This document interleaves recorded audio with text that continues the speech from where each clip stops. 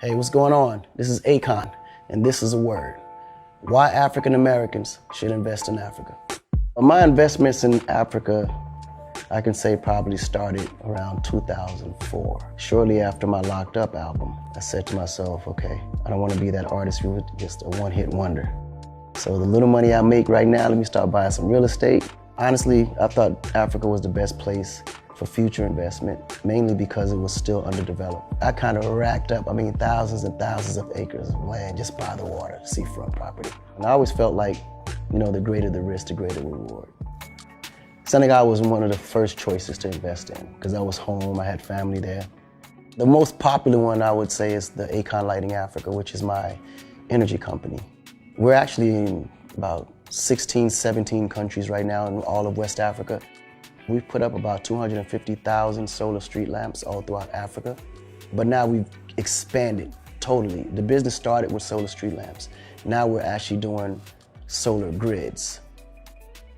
I'm building a crypto city starting in Senegal. That one is called Akon, Solartainment City, which is the first crypto city throughout the continent, basically. Right now we got about 54 countries. Every single country in Africa has its own dollar or has its own currency. But the problem is none of the currencies are stable. They go up, they go down. So cryptocurrency for me, I felt would be the solution for Africa.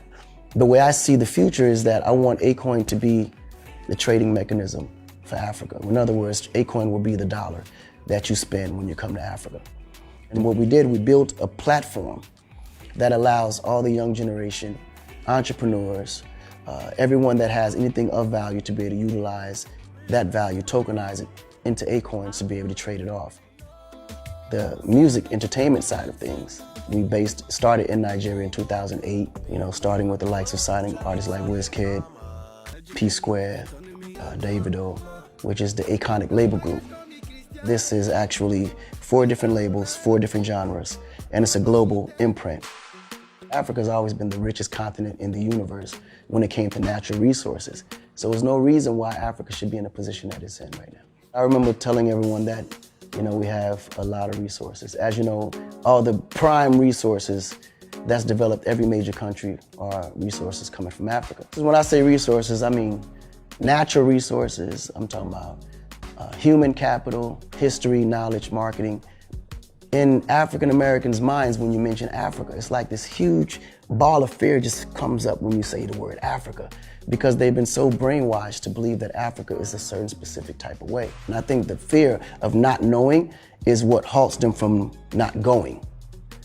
When you look at Africa from every angle, could clearly be that. We have the capability, we have the strength, we have the manpower, and collectively we actually have the funding. That is more than possible.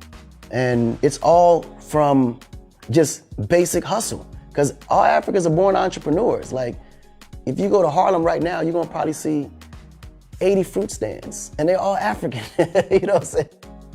When you combine African Americans and diaspora Africans, that unity itself is what's gonna make Wakanda actually possible. I don't think Wakanda can be built by Africans alone. And I think that the diaspora have to be involved, because the diaspora comes with a different set of knowledge. I think the wealth is naturally spreaded when jobs are created. It's gonna be nothing but job opportunity.